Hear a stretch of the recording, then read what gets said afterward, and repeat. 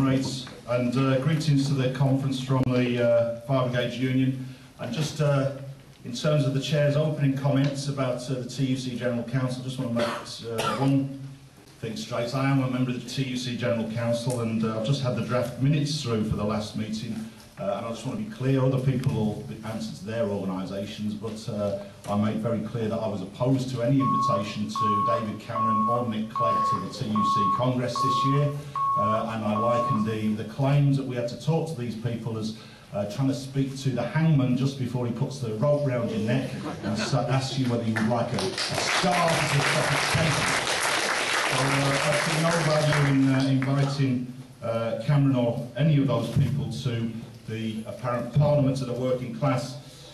But what strikes me about the current political situation is that the government are attempting to pull off a remarkable trick against voters in the United Kingdom. They are attempting to create a mood that massive public service cuts are inevitable and unavoidable. And they're doing this because they're attempting to create a consensus that our public sector is bloated and inefficient, and that we can save, yes, it'll be a bit of pain, but we can save hundreds of billions of pounds by slashing public services. And of course the right-wing media go along with this agenda, and unfortunately, because of the stance that the Labour Party took in going into the last general election, there is in fact broadly a political consensus that major cuts need to be made, and it's simply a debate about the scale and speed of those cuts. And that's all very well. I think one of the jobs that we face in the movement is to actually talk in detail about what this so-called bloated public sector is. Because when we start to analyse it, it means the schools that our children go to. It means the hospitals that we want to go to when we're ill. It means that when our parents become old and need care, that the care that they receive, that's the so-called bloated public sector that these people want to take apart and destroy. They talk about gold-plated public sector pensions, and we need to look in detail at what that really means. Pensions on £4,000 and £5,000. That's the reality of the majority of public sector pensions. We had a particular case in the fire service 2 years ago of 3 firefighters who'd retired from the London Fire Brigade, and they were retired because their employer, not themselves, their employer told them that they were no longer physically able to carry out that job. The government then changed the rules on ill health retirements and said that in theory they could do a desk job, for example, even though the employer said there was no such job in existence. So these people were left in this bizarre catch-22 position, no job from the employer, and the government trying to say that they could have no pension either. Now, we won that battle politically and through the court, but that's the reality of pensions and the attacks, the type of attacks that we face in relation to public sector pensions. And I think we need to be very clear. We've got people from across unions and across industries here. We need to be very clear that if there is a general attack on public sector pensions, then we need a general response across the movement.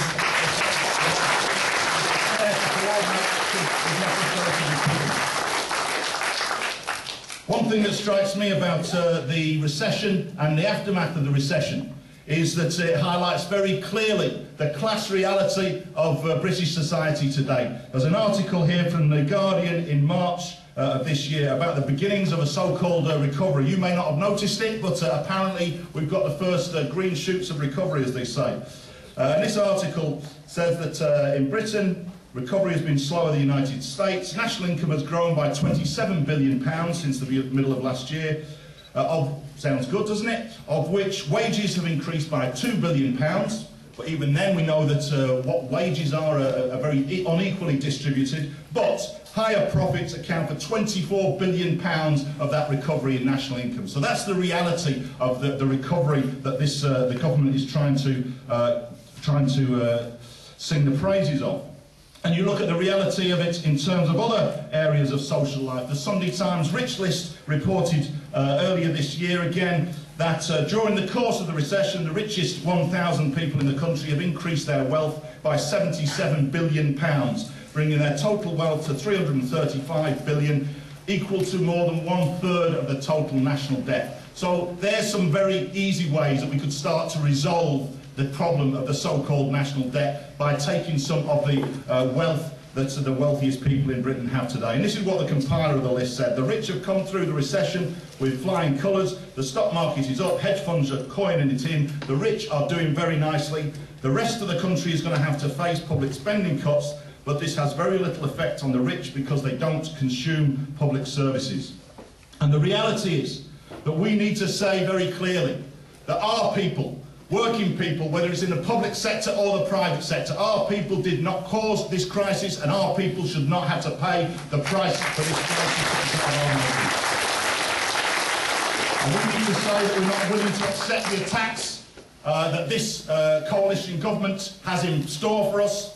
We need to expose the class nature of the recession and the class nature of the recovery, and of course the class nature of the budget that we've just seen, because again that is part of the very same agenda. The rise in VAT is about shifting taxation onto the poorer parts of our society. That poorer people are, the higher proportion of their income will go into VAT. Public sector pay freeze, again, about sending a message to public sector workers that they're somehow responsible for this, and that one way we'll get out of this is by slashing the living standards of those of us who work in the public sector. Our pensions, apparently, are now going to be reviewed and attacked. Welfare attacks. And I think the movement needs to be very clear what the agenda behind the attacks on welfare are all about. They're about making the poorest and most vulnerable people in society pay for the cost of the banking crisis. But they're also about sending a message to those of us who are in work that look at the price if you lose your job. That's what you'll face. And that's about disciplining the workforce as well. That's the agenda that we face. The shift in terms of linking pensions from RPI to CPI, again, a way of making pensioners pay for the crisis. The whole agenda of that budget is about further shifting the responsibility for paying for the crisis onto the shoulders of working class people. And what an irony that we actually have President Obama, writing to G20 leaders asking them not to cut too quickly. So the leader of the world's leading capitalist power pleading with Britain and Germany that their agenda of cutting too quickly and too much will actually dip the world economy into a further recession. That's the lunacy of the policies that these people are embarking on.